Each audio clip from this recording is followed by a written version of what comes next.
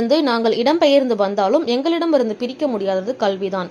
அந்த வகையில் இலங்கை அகதிகளுக்கு தமிழகத்தில் இலவச கல்வி வழங்குவதை பாராட்டுகிறோம்.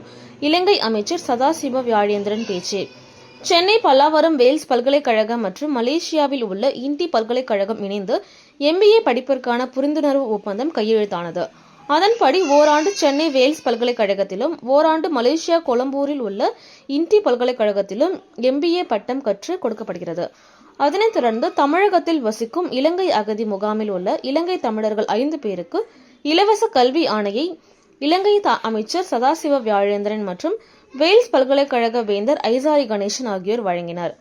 அதேபோல் திருநங்கைகள் 6 பேருக்கு இலவச முதுகலை படிப்பிற்கான செயற்கை ஆணையை வேல்ஸ் பல்கலைக்கழக துணைத் தலைவர் பிரீதா கணேஷ் வழங்கினார். நிகழ்ச்சியில் கலந்து கொண்ட இலங்கை அமைச்சர் சதாசிவ வியாழேந்திரன், தமிழ்நாடு எங்களது தாய் வீடாகும். தமிழகத்திற்கு வரும் தாய் வீட்டிற்கு வரும் மகிழ்ச்சி எப்பொழுதும் ஏற்படுகிறது.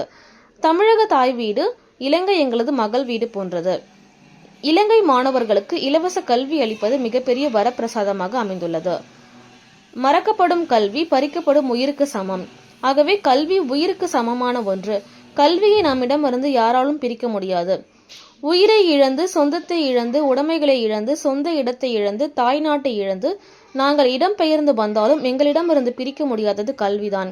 அந்த வகையில் எங்கள் மக்களுக்கு இந்த கல்வியை இலவசமாக வழங்குவதை மனமாற பாராட்டுகிறேன்.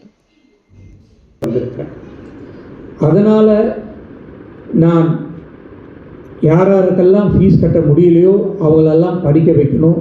படிக்க வைக்கிறது மட்டும் இல்லை, அவங்களுக்கு டிகிரி வாங்கி